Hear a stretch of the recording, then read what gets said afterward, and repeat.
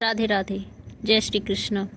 हिंदू धर्म में बसंत पंचमी के दिन सरस्वती माता की पूजा की प्रथा सदियों से चली आ रही है। मान्यता है कि सृष्टि के निर्माण में देवी सरस्वती बसंत पंचमी के दिन ही प्रकट हुई थी।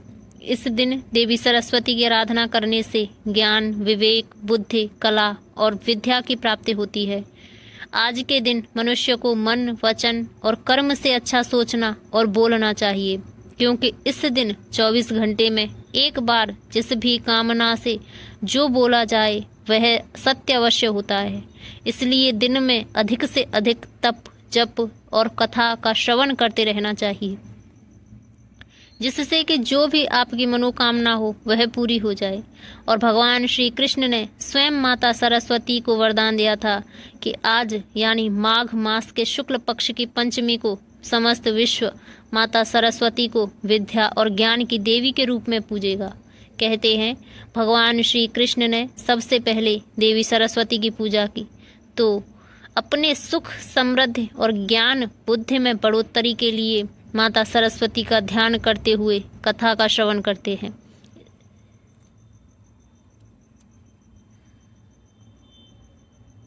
माँ सरस्वती आपकी मनोकामनाएं पूर्ण करे। यह उस समय की बात है जब काल का पहिया अभी घूमना शुरू ही हुआ था। ब्रह्मा जी ने अपनी संकल्प शक्ति से इस अनंत ब्रह्मांड की रचना तो कर दी थी, परंतु वह सृष्टि अभी अधूरी थी। उस आदिकाल के भारत की भूमि पर पर्वत थे, नदियां थीं, सघन वन थे और जीव जंतु भी थे, लेकिन चारों ओर एक भयावह सन्नाटा पसरा हुआ था। न कहीं पक्षियों का कलवर था, न हवाओं में कोई सरसराहट थी, न ही मनुष्यों की वाणी में कोई भाव था। सृष्टि के रचयिता भगवान ब्रह्मा अपनी इस रचना को देख रहे थे, लेकिन उनके मुख पर संतोष की लकीरें नहीं थी। उन्होंने पंच तत्वों से देह तो गढ़ दी थी, परंतु उन देहों में अभ्यव्यक्ति का अभाव था। नदियां बहती थीं, पर उनमें कल कल की ध्वनि नहीं थी। पवन चलती थी, पर उसमें कोई संगीत नहीं था। पशु पक्षी केवल मूक दर्शन बने हुए थे। सबसे बड़ी कमी तो मनुष्य में थी, क्योंकि मनुष्य की आंखों में चेतना तो थी, पर वह अपनी भावनाओं को शब्द नहीं दे पा रहा था। वह केवल एक यंत्र के भांति जीवित था, जिसके पास न तो ज्ञान था, न कला और न ही अपनी अंतरात्मा को प्रकट होने का कोई माध्यम। ब्रह्मा जी अपनी मानस पुत्री और मानस पुत्रों को देख रहे थे, जो जड़वत खड़े थे। संसार में प्रेम, करुणा, क्रोध या आनंद को व्यक्त करने के लिए कोई सुर, कोई लय या कोई शब्द ही नहीं था। यह सृष्टि किसी ऐसे सुंदर चित्र की भांति थी जिसमें रंग तो भरे गए थे, पर उनमें कोई प्राण नहीं थे। ब्रह्मा जी को लगने लगा कि यदि संसार इसी प्रकार मूक और नीरस बना रहा तो उनके सृजन का उद्देश्य ही विफल हो जाएगा। ज्ञान के बिना यह जीव केवल मिट्टी का ढेला बनकर रह जाएगा। एक दिन जब संध्या की ललिमा आकाश में बिखर रही थी, ब्रह्मा जी ने अपनी ध्यान मुद्रा से उठे और उन्होंने अपनी रचना का पुनरावलोकन किया। उन्होंने देखा कि पूरा ब्रह्मांड एक गहन अंधकारमयी चुप्पी में डूबा हुआ है। इस सन्नाटे ने उनके हृदय को व्यथित कर दिया। वे सोचने लगे, क्या मेरी यह सृष्टि सदा ऐसी ही मौन रहेगी? क्या इन प्राणियों के भीतर कभी बोध का उदय नहीं होगा? बिना वाणी के यह संसार केवल एक शून्य है। अपनी इस व्याकुलता को लेकर ब्रह्मा जी बैकुंठ लोक पहुँचे, जहाँ भगवान विष्णु क्षीर सागर में शेषनाग की शैया पर विराजमान थे। ब्रह्मा जी ने करबद्ध होकर प्रार्थना की, हे प्रभु, मैंने सृष्टि की रचना तो कर दी, लेकिन यह संसार अत्यंत नीरस और मौन है। न तो चेतना का प्रकाश है, न ही ज्ञान की गंगा। बिना वाणी के सब कुछ मृत प्राय जान पड़ता है। कृपा कर इस जड़ता को दूर करने का कोई मार्ग सुझाइए। भगवान विष्णु ने मंद मुस्कान के साथ ब्रह्मा जी की ओर देखा और बोले, ब्रह्मा, आपकी रचना में शक्ति है, पर उसमें सौंदर्य और विवेक का अभाव है। जड़ को चेतन करने के लिए शक्ति के साथ विद्या का संगम आवश्यक है। इस मौन को तोड़ने के लिए आपको आद्या शक्ति के उस स्वरूप का आवाहन करना होगा जो स्वयं शब्द ब्रह्मा है। वह देवी जो संगीत, ज्ञान और बुद्धि की अधिष्ठात्री हैं। उनके प्राकट्य के बिना यह संसार अंधकार में ही रहेगा। भगवान विष्णु के निर्देश के अनुसार ब्रह्मा जी ने वापस ब्रह्मलोक आए। उन्होंने अपने कमंडल से पवित्र जल हाथ में लिया, आदि शक्ति का ध्यान करना प्रारंभ किया। उनके भीतर एक तीव्र तड़प थी कि संसार को शब्दों का उपहार मिले। उनकी तपस्या की अग्नि से पूरा वातावरण तपने लगा। वे एकाग्र होकर उस चैतन्य शक्ति की प्रतीक्षा करने लगे जो इस नीरस जगत में सुरों का अमृत घोल सके। तभी अचानक आकाश में एक अलौकिक श्वेत प्रकाश पुंज चमकने लगा। वह प्रकाश इतना शीतल और दिव्य था कि संपूर्ण ब्रह्मांड की तपन शांत होने लगी। उस ज्योतिर्मय मंडल के मध्य से एक अत्यंत सौम्य और मनोहारी आकृति उभरने लगी। वह देवी साक्षात श्वेत वस्त्रों में लिपटी हुई थी, मानो सादगी और पवित्रता ने स्वयं देह धारण कर ली हो। उनके चेहरे पर करोड़ों सूर्यों का तेज था, परंतु वह तेज आंखों को चुभने वाली नहीं, बल्कि शीतलता प्रदान करने वाला था। ब्रह्मा जी ने देखा कि देवी के 4 हाथ थे। एक हाथ में वीणा थी जो संगीत और ब्रह्मांडीय कंपन का प्रतीक थी। दूसरे हाथ में पुस्तक थी जो समस्त शास्त्रों को बोध का सार थी। तीसरे हाथ में माला थी जो सतत साधना और मंत्र शक्ति का प्रतिनिधित्व कर रही थी। और चौथा हाथ वरद मुद्रा में था जो समस्त जगत को अभय दान और ज्ञान का आशीर्वाद दे रहा था। जैसे ही देवी ने अपने चरण इस धरती पर रखे, प्रकृति में एक विचित्र हलचल होने लगी। अभी तक जो वायु रुकी हुई थी वह मंद मंद बहने लगी। जो फूल मुरझाए हुए थे वे खिलने की प्रतीक्षा करने लगे। यह वसंत ऋतु के आगमन का वह पहला क्षण था जिसने भविष्य के उल्लास की नींव रखी। ब्रह्मा जी समझ गए कि उनकी प्रार्थना सुन ली गई है और अब इस शून्य में शब्दों का संचार होने वाला है। किंतु अभी वीणा के तारों को छेड़ा जाना शेष था। अभी वह दिव्य नाद गूंजना बाकी था जो संसार की जड़ता को सदा सदा के लिए समाप्त कर देता। देवी सरस्वती ने अपनी वीणा को संभाला और ब्रह्मा जी की ओर देखा, मानो उनसे आज्ञा मांग रही हों कि वे इस मौन को अपनी झंकार से तोड़ दें। ब्रह्मा जी के नेत्र श्रद्धा और विस्मय से भरे हुए थे। उनके सम्मुख साक्षात ज्ञान की देवी माँ सरस्वती खड़ी थीं।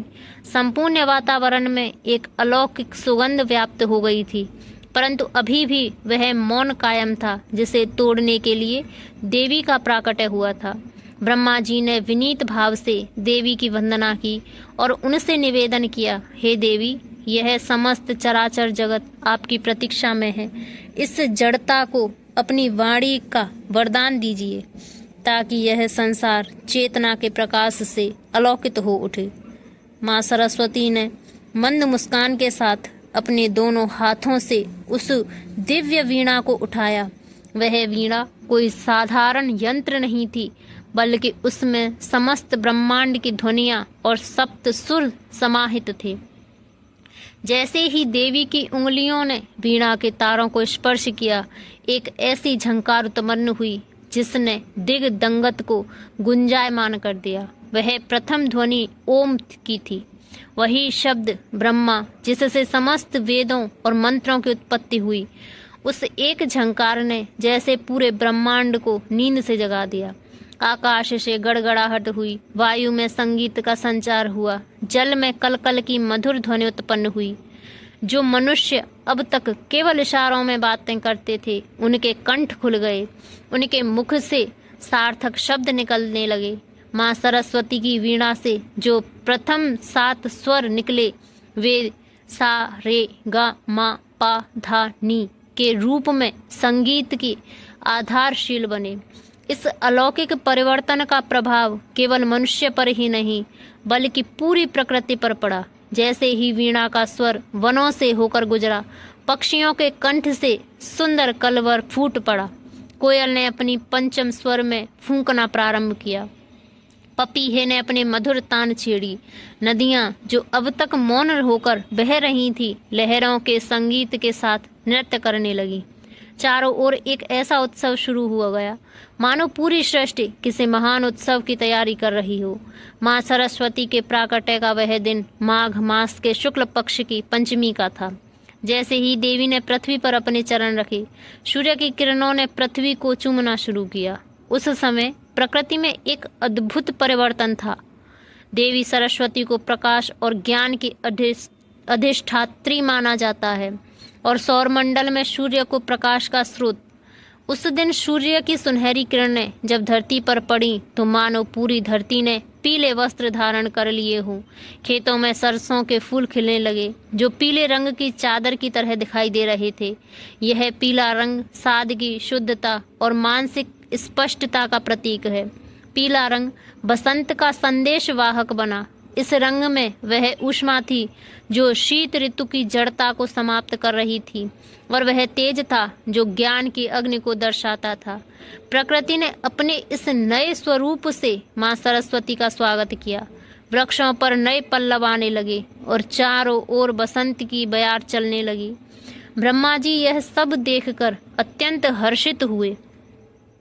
उन्होंने देखा कि उनकी सृष्टि अब पूर्ण हो गई है। अब मनुष्य केवल जीवित नहीं था बल्कि वह विचार कर सकता था। वह अपनी पीड़ा और आनंद के गीतों में ढाल सकता था। माँ सरस्वती ने ब्रह्मा जी को 4 वेदों का ज्ञान प्रदान किया जो उनकी पुस्तक में सुरक्षित थे। उन्होंने सिखाया कि ज्ञान ही एकमात्र प्रकाश है जो अज्ञानता के अंधकार को मिटा सकता है। देवी सरस्वती ने मुस्कुराते हुए ब्रह्मा जी से कहा, पितामह, आज से मेरा यह प्राकट्य दिवस बसंत पंचमी के नाम से जाना जाएगा। आज से ही इस धरा पर ऋतुराज बसंत का साम्राज्य स्थापित होगा। जो भी व्यक्ति आज के दिन मेरी और ज्ञान की साधना करेगा उसकी बुद्धि प्रखर होगी और उसे मोक्ष का मार्ग प्राप्त होगा। इसी समय ब्रह्मा जी ने देवी सरस्वती को वाग देवी, शारदा, भारती और वीणा वादनी जैसे नामों से संबोधित किया। उन्होंने घोषणा की कि आज से हर वर्ष इस दिन को विद्या, कला और संगीत के उत्सव के रूप में मनाया जाएगा। समस्त ऋषि, मुनि और देवता आकाश से पुष्प वर्षा करने लगे। गंधर्वों ने गायन शुरू किया, अप्सराओं ने नृत्य। सृष्टि की वह नीरसता जिसने ब्रह्मा जी को व्याकुल कर दिया था अब एक जीवंत कलाकृति में बदल चुकी थी। वाणी की देवी के आगमन ने मनुष्य को पशुओं से ऊपर उठाकर उसे दृष्टा बना दिया था। अब मनुष्य के पास अपनी संस्कृति रचने की शक्ति थी। वह अपनी बुद्धि से यंत्र बना सकता था, अपनी कल्पना से कविता लिख सकता था, अपने सुरों से ईश्वर को पुकार सकता था। लेकिन यह तो केवल आरंभ था।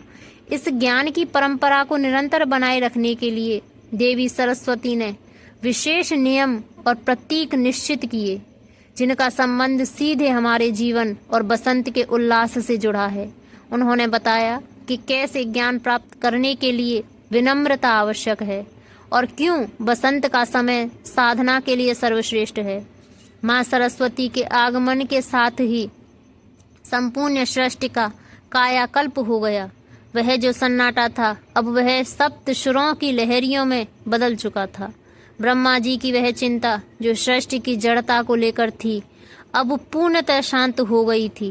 परंतु इस अलौकिक परिवर्तन के साथ एक गहरा प्रश्न उभरा, क्यों बसंत पंचमी का यह पावन पर्व केवल ज्ञान तक सीमित नहीं रहा बल्कि प्रकृति के कण कण में एक विशिष्ट रंग लेकर आया। क्यों इस दिन हम पीले वस्त्रों और सरसों के फूलों की देवी की आराधना का मुख्य अंग मानते हैं। इस रहस्य की जड़ें उस समय की दिव्य ऊर्जा में छिपी हैं। जब माँ सरस्वती का प्राकट्य हुआ तो सूर्यदेव अपनी पुण्य प्रखरता के साथ उदित हुए। उनके स्वर्ण प्रकाश ने धरती के कण कण को एक विशेष दीप्ति से भर दिया। पीला रंग शुद्ध सत्व का प्रतीक है। यह वह रंग है जो अंधकार को चीरकर आने वाले सूर्य के प्रकाश का होता है। ज्ञान भी तो ठीक वैसा ही है। वह हमारे भीतर के अज्ञान रूपी अंधकार को मिटाकर आत्मा को प्रकाशित कर देता है। इसलिए माँ सरस्वती की कृपा को आत्मसात करने के लिए पीले रंग को अपना माध्यम बनाया। उस आदि बसंत में भारत की धरती पर सरसों के लहर रहाते खेत साक्षात स्वर्ण के भांति चमकने लगे। सरसों का पीला फूल केवल एक पुष्प नहीं है, बल्कि वह देवी सरस्वती के चरणों में प्रकृति द्वारा अर्पित किया गया पहला उपहार है। सरसों का पौधा जब पूरी तरह से तैयार हो जाता है, तब वह अपनी परिपक्वता को पीले रंग के माध्यम से प्रकट करता है।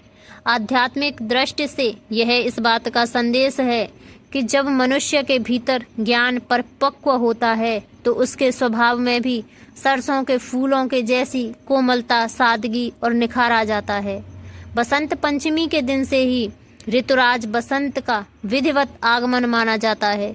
शीत ऋतु की कठोरता के बाद जब प्रकृति थक कर ठिठुरने लगती है, तब बसंत उसे एक नई ऊर्जा और नई चेतना प्रदान करता है। पेड़ों से पुराने पत्ते झड़ जाते हैं, नए कोमल पल्लव जन्म लेते हैं। यह इस बात का आध्यात्मिक संकेत है कि ज्ञान प्राप्त करने के लिए हमें अपने भीतर के पुराने जड़ और व्यर्थ के विचारों को त्यागना होगा। जिस प्रकार वृक्ष पुराने पत्तों का मोह त्याग कर ही नए जीवन का स्वागत करता है, उसी प्रकार एक सच्चा विद्यार्थी अपने पूर्वाग्रहों और अहंकार को त्याग कर ही सरस्वती की कृपा प्राप्त कर सकता है। इसी दिन से विद्या आरंभ संस्कार या अक्षर अभ्यास की महान परंपरा का सूत्रपात हुआ। प्राचीन भारत के गुरुकुलों में नन्हे बालकों को इसी दिन पहली बार पट्टी और कलम पकड़ाई जाती थी। माना जाता है कि बसंत पंचमी के दिन माँ सरस्वती स्वयं अपनी अदृश्य उंगलियों से बालक की जिह्वा पर ओम अंकित करती हैं, जिससे उसकी वाणी में पवित्रता और बुद्धि में कुशाग्रता आती है। पीला रंग एकाग्रता बढ़ाने वाला माना गया है। विद्यार्थी जब पीले वस्त्र पहनकर माँ की वंदना करते हैं, तो उनका मन शांत और ध्यान मग्न होता है, जो विद्या ग्रहण करने की पहली अनिवार्य शर्त है। बसंत पंचमी केवल एक धार्मिक अनुष्ठान नहीं, बल्कि भारत की सांस्कृतिक चेतना का एक जीवंत उत्सव बन गई। उत्तर में हिमालय की तराई से लेकर दक्षिण के सागर तट तक खेतों में फैली पीली चादर माँ के स्वागत का बिछौना बन गई। लोग इस दिन पीले पकवान बनाते हैं, केसर युक्त मीठे चावल का भोग लगाते हैं, एक दूसरे को बसंत पंचमी की बधाई देते हैं। यह उत्सव हमें सिखाता है कि उत्सव का असली आनंद त्याग और साधना में है। देवी सरस्वती का श्वेत स्वरूप शांति और पवित्रता का प्रतीक है, जबकि बसंत का पीला रंग सक्रियता और उत्साह का। इन दोनों का मिलन ही संपूर्ण जीवन है। बिना ज्ञान के उत्साह उन्माद बन जाता है, और बिना उत्साह के ज्ञान केवल जड़ सूचना बनकर रह जाता है। माँ सरस्वती ने इस दिन हमें यही संतुलन सिखाया। उन्होंने सिखाया कि कैसे संगीत के माध्यम से अपनी भावनाओं को परिकृष्ट करना है, और कैसे शास्त्रों के माध्यम से अपनी बुद्धि को धार देनी है।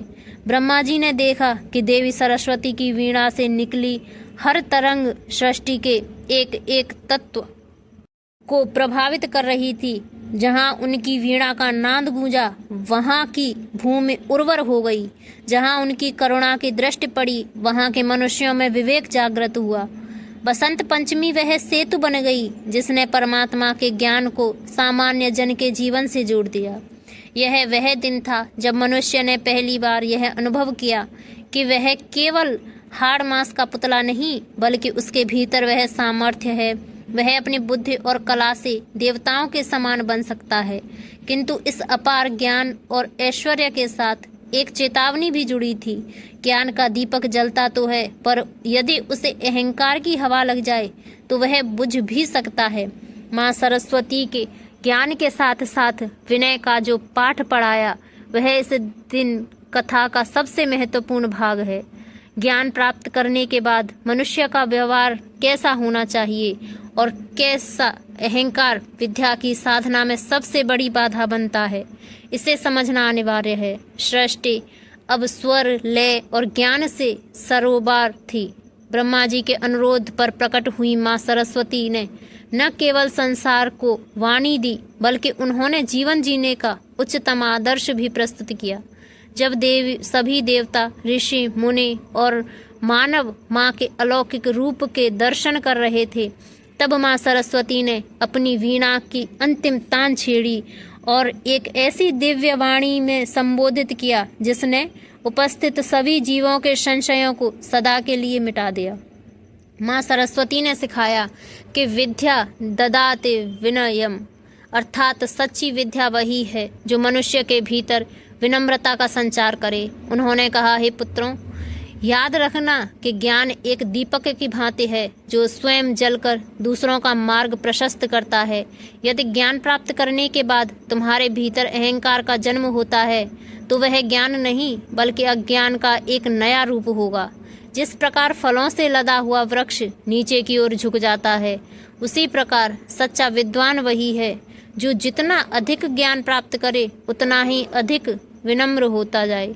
माँ सरस्वती के वाहन हंस और उनके आसन श्वेत कमल में जीवन के गूढ़ रहस्य छिपे हैं। माँ ने बताया कि हंस नीर शीर विवेक का प्रतीक है। जिस प्रकार हंस जल और दूध के मिश्रण में से केवल दूध को ग्रहण कर लेता है और जल को छोड़ देता है, उसी प्रकार एक ज्ञानी व्यक्ति को भी संसार की बुराइयों और व्यर्थ की बातों को छोड़कर केवल सत्य और अच्छाई को ग्रहण करना चाहिए। यह विवेक ही मनुष्य को पशुओं से अलग करता है। वहीं कीचड़ में खिलने वाला श्वेत कमल हमें यह सिखाता है कि हम भले ही अभावों या विकारों भरे संसार में जन्म लें, लेकिन हमें अपनी पवित्रता और निष्कामता को बनाए रखना चाहिए। ज्ञान की साधना का अर्थ संसार से भागना नहीं बल्कि संसार के बीच रहकर भी उससे निर्लिप्त रहना और अपनी आत्मा को धवलता को बनाए रखना है। बसंत पंचमी की इस कथा का सबसे बड़ा संदेश यह है कि अज्ञान ही समस्त दुखों की जड़ है। माँ सरस्वती की पुस्तक आत्मबोध का मार्ग है। उनकी माला निरंतर अभ्यास और ध्यान का प्रतीक है। उनकी वीणा जीवन में सामंजस्य बिठाने की सीख देती है। यदि वीणा के तार बहुत अधिक कस दिए जाएं तो वे टूट जाते हैं और यदि बहुत ढीले छोड़ दिए जाएं तो उनमें से मधुर संगीत नहीं निकलता। इसी प्रकार हमारा जीवन भी अनुशासन और प्रेम के बीच एक सुंदर संतुलन होना चाहिए। आज के इस आधुनिक युग में जहाँ सूचनाओं का अंबार है, वहाँ माँ सरस्वती की यह कथा हमें याद दिलाती है कि सूचना ज्ञान नहीं है, सच्चा ज्ञान वह है जो हमें स्वतंत्र करे। सा विद्या या विमुक्तये, हम वह विद्या जो हमें संकीर्णताओं, ईर्ष्या, द्वेष और स्वार्थ की बेड़ियों से मुक्त कर दे, वही वास्तव सरस्वती कृपा है। बसंत पंचमी का पर्व हमें संकल्प लेने के लिए प्रेरित करता है कि हम अपने जीवन से आलस्य और जड़ता का त्याग करेंगे और निरंतर सीखने की प्रवृत्ति को जीवित रखेंगे। जैसे जैसे समय बीतता गया, बसंत पंचमी का यह पावन दिन ज्ञान, कला और प्रेम का महाकुंभ बन गया। प्राचीन काल से लेकर आज तक भी बसंत की बयार चलती है और सरसों के खेत पीले रंगों से झूम उठते हैं। हृदय सहज ही माँ के चरणों में झुक जाता है। यह पर्व हमें याद दिलाता है कि भले ही बाहर ऋतु बदल रही हो, लेकिन हमारे भीतर की चेतना में भी नवीनता का संचार होना चाहिए। सृष्टि के उस मौन को तोड़ने वाली, अज्ञान के अंधकार को अपनी मुस्कान से मिटाने वाली, वीणा के स्वरों से जगत में प्राण फूंकने वाली माँ सरस्वती आज भी हर उस हृदय में निवास करती हैं जो सत्य की खोज में है। आदि शक्ति, ज्ञान की देवी माँ शारदा की वंदना करें और उनसे प्रार्थना करें कि वे हमारी बुद्धि को सन्मार्ग और की ओर प्रेरित करें। जो कुंद के फूल चंद्रमा और बर्फ के हार के समान श्वेत हैं, जो शुभ्र वस्त्र धारण करती हैं, जिनके हाथ वीणा के वरदान देने वाले दंड से सुशोभित हैं, जो श्वेत कमल पर विराजमान हैं, जिनकी ब्रह्मा, विष्णु और महेश आदि देवताओं द्वारा सदा स्तुति की जाती है, वे भगवती सरस्वती मेरी रक्षा करें और मेरी बुद्धि की जड़ता को पूर्णतः समाप्त कर दें। इस प्रकार बसंत पंचमी की यह दिव्य कथा हमें अंधकार से प्रकाश की ओर, जड़ता से चेतना की ओर और अज्ञान से परम ज्ञान की ओर ले जाने का मार्ग प्रशस्त करती है। माँ सरस्वती की कृपा हम सभी पर बनी रहे और हमारा जीवन ज्ञान के सुगंधित पुष्पों से सदैव महकता रहे।